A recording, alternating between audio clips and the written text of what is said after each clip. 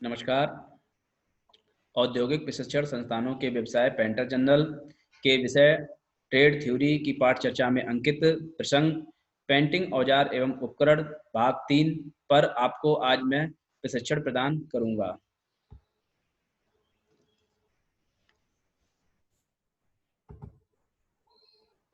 Painting औजार एवं उपकरण का यह भाग 3 है।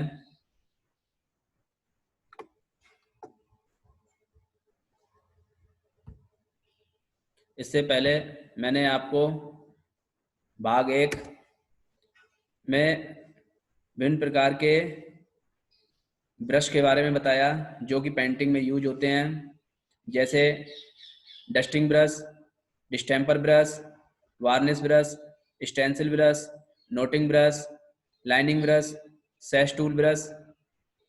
विभिन्न प्रकार के ये ब्रश हैं जो कि कार्य के अनुसार ही प्रयोग किए जाते हैं। उसके बाद मैंने आपको भाग 2 में पेंट छुड़ाने वाले विभिन्न प्रकार के औजारों के बारे में बताया, जैसे स्क्रैपर, शैव हुक, ब्लो लैंप आदि, तथा डायमंड ग्लेजियर के बारे में बताया जो कि शीशा काटने के लिए प्रयोग करते हैं। फिर आपको सीढ़ी, स्टेप, स्कैफोल्डिंग, ट्रेस्टल के बारे में बताया। सीढ़ी, स्कैफोल्डिंग और ट्रेस्टल का यूज ऊंचाई पर पेंटिंग करने के लिए करते हैं। आज मैं आपको अदर टूल्स ऑफ पेंटर के बारे में बताऊंगा कि पेंटर के और कौन कौन से उपकरण हैं जिनका पेंटिंग में प्रयोग होता है। Roller, different types of knifes. Roller के बारे में बताएंगे कि रोलर का क्या कार्य है, और डिफरेंट टाइप्स ऑफ नाइफ्स यानी कि भिन्न भिन्न प्रकार के चाकू के बारे में बताएंगे।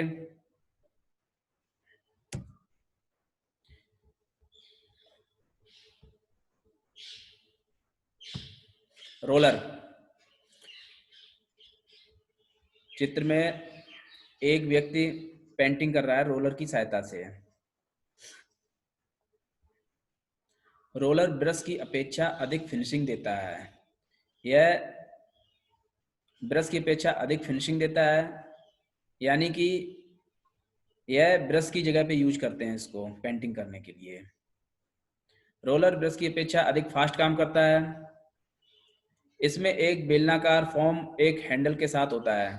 इसमें यह एक बेलनाकार फॉर्म है जो कि एक हैंडल के साथ लगा होता है।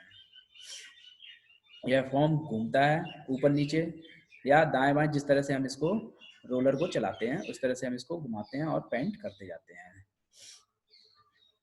यह फॉर्म पेंट को सोख कर सतह पर एक समान रूप से फैलाता है। क्योंकि यह फॉर्म है तो यह पेंट को सोख लेता है और सतह पर, जिस सतह पर हमें पेंटिंग करनी होती है उस पर एक समान रूप से यह फैलाने का कार्य करता है। रोलर को अच्छे से पेंट में डुबो कर ही प्रयोग करना चाहिए। इसको आधा अधूरा डुबो कर प्रयोग नहीं करना चाहिए, नहीं तो कहीं पर यह पेंट करेगा और कहीं पर यह छोड़ देगा। इसलिए इसको प्रयोग करने से पहले पेंट में इसको अच्छी तरह डुबो लेना चाहिए। यह ब्रश की अपेक्षा अधिक पेंट खर्च करता है, किंतु इसकी यह एक डिसएडवांटेज है कि यह पेंट अधिक खर्च करता है।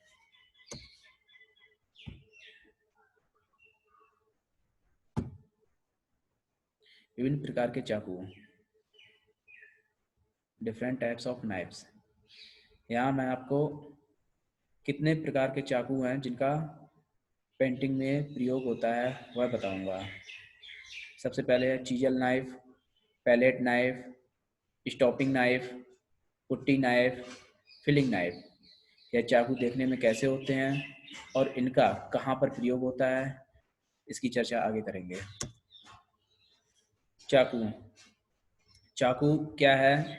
इसमें एक ब्लेड होता है और एक हैंडल होता है। यह पेंटर का एक बहुत ही महत्वपूर्ण औजार है। यह पेंटर का बहुत ही महत्वपूर्ण औजार है। इसका प्रयोग विभिन्न कार्यों के लिए भिन्न भिन्न प्रकार से है। इसके दो भाग होते हैं, ब्लेड, हैंडल। ब्लेड अच्छे किस्म की स्टील का बना होता है। हैंडल अधिकतर लकड़ी के बने हुए होते हैं। आजकल हैंडल में प्लास्टिक के भी हैंडल आने लगे हैं, लोहे के भी आते हैं। प्लास्टिक और लकड़ी के बने हुए हैंडल बहुतायत में प्रयोग किए जाते हैं। Chisel knife. चीजल नाइफ क्या है? यह औजार एक अच्छी स्टील का बना होता है, जैसा कि चित्र में आप देख रहे हैं कि इसका जो ब्लेड है छेनी की तरह है, जिसकी वजह से इसका नाम चीजल नाइफ है। इस औजार की धार छेनी जैसी होती है, धार जो है इसकी छेनी जैसी होती है। यह औजार पुराने प्लास्टर के मसाले, पुराने पेंट, शीशे आदि को रोकने के लिए लगाई गई अतिरिक्त पुट्टी आदि को हटाने में प्रयोग करते हैं। किसी खिड़की में शीशे फंसाते हैं तो शीशे को रोकने के लिए आपने देखा होगा पुट्टी लगा देते हैं, अतिरिक्त पुट्टी लगा देते हैं। बाद में वो पुट्टी हमको छुड़ानी पड़ती है ताकि शीशा अच्छे से लग ही चुका है, अब ये अतिरिक्त पुट्टी किसी काम की नहीं रहेगी तो इसको हटा दो, और देखने में भी ये भद्दी लग रही है तो इसको हटाना ही सही रहता है। तो उस अतिरिक्त पुट्टी को हटाने के लिए हम इसका प्रयोग करते हैं चीजल नाइफ का। पुराने प्लास्टर के मसाले को हटाने में इसका प्रयोग करते हैं, पुराने पेंट को छुड़ाने में इसका प्रयोग करते हैं। काम करने के पश्चात इसको साफ करके रखना चाहिए। काम करने के पश्चात कोई भी औजार हो, चाहे नाइफ हो, चाहे ब्रश हो, या कोई भी औजार हो, सीढ़ी हो, कुछ भी हो, सबको साफ करके ही रखना चाहिए। पैलेट नाइफ, जैसा कि चित्र में दिखाया गया है, यह एक नाइफ है, पैलेट नाइफ है, जिसका सिरा ऊपर से राउंडेड है, जिसको हम पैलेट नाइफ कहते हैं। इसका ब्लेड जो है अच्छे किस्म की स्टील का बना हुआ होता है और हैंडल इसका लकड़ी का बना हुआ होता है।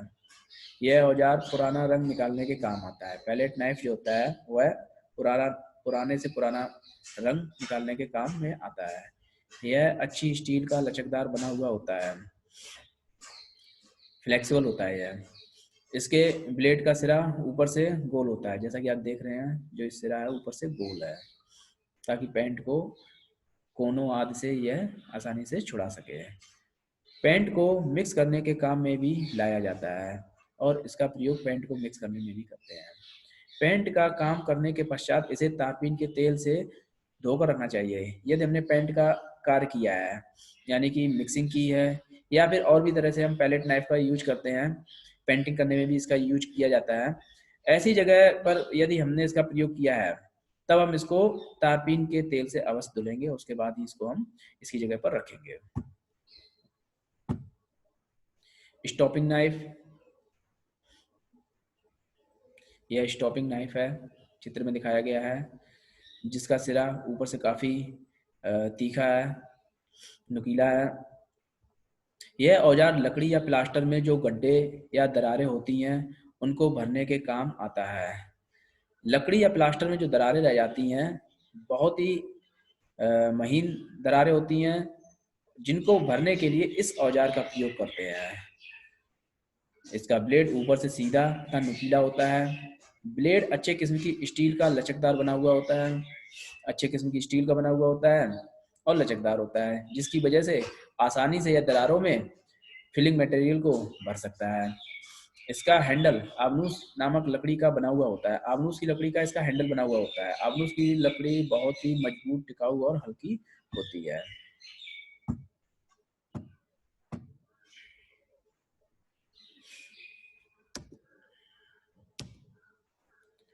पुट्टी नाइफ,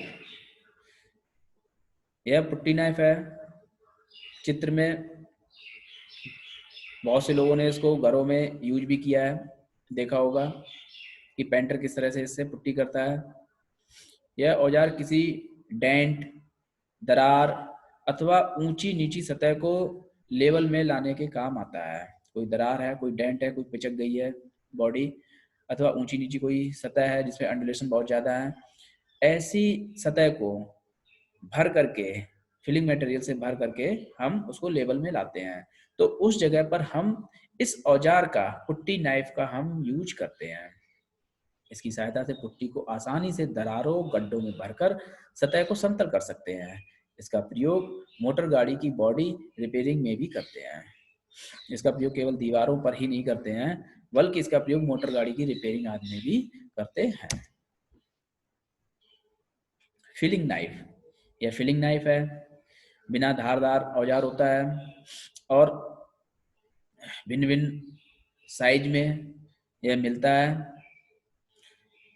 इसका प्रयोग खुरदरी एवं असमान सतहों पर पुट्टी भरने के काम में किया जाता है।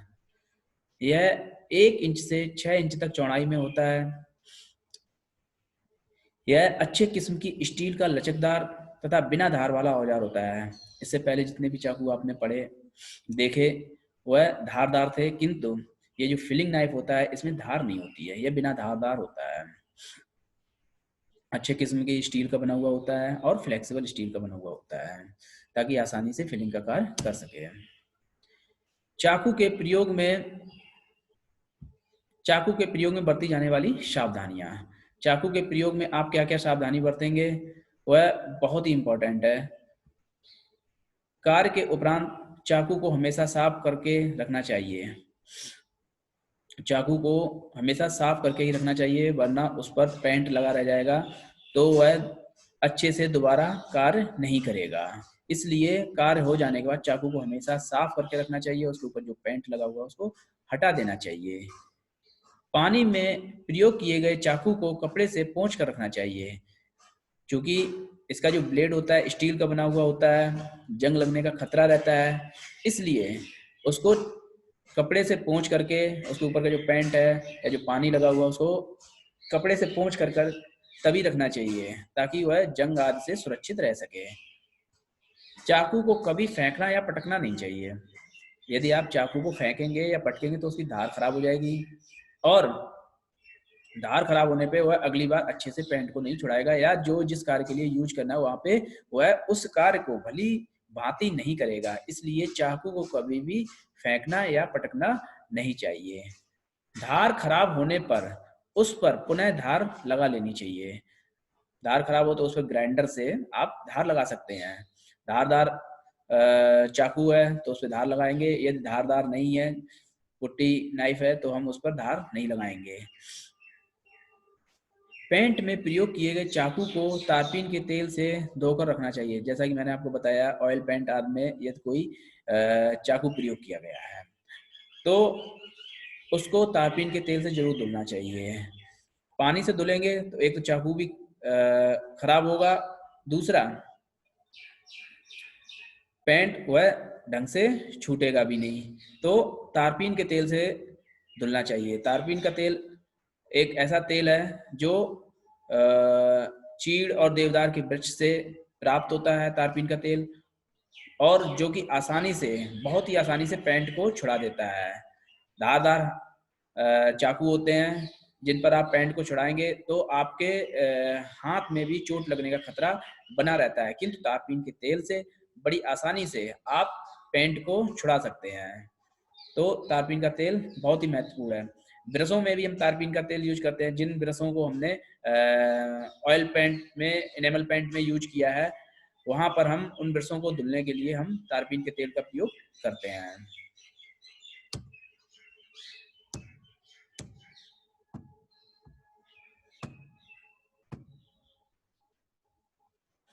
आज मैंने आपको रोलर के बारे में बताया कि रोलर किस तरह कार्य करता है।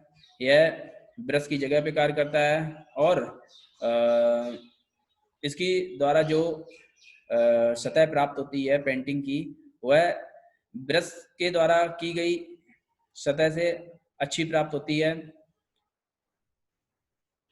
किंतु इससे पेंट का खर्चा अधिक आता है क्योंकि इसमें पेंट अधिक लग जाता है। डिफरेंट टाइप्स ऑफ नाइफ्स के बारे में बताया, भिन्न प्रकार के चाकू आपने प्रयोग किए हैं। कौन कौन से चाकू आपने इसमें प्रयोग किए हैं। पैलेट नाइफ है, पुट्टी नाइफ है, फिलिंग नाइफ है, स्टॉपिंग नाइफ है, चीयल नाइफ है। आपने भिन्न भिन्न प्रकार के चाकुओं के बारे में जाना कि किस चाकू का प्रयोग कहाँ पे किया जाता है और कैसे किया जाता है। आज की चर्चा में जो भी चित्र प्रयोग किए गए हैं वह गूगल से लिए गए हैं तथा जो भी भाषा और तर्क प्रयोग की गई है वह पेंटर जनरल की थ्योरी की किताब से ली गई है।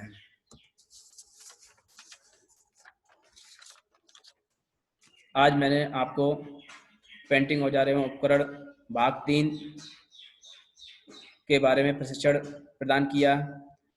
आशा है आपको यह प्रशिक्षण भविष्य में मददगार होगा। धन्यवाद।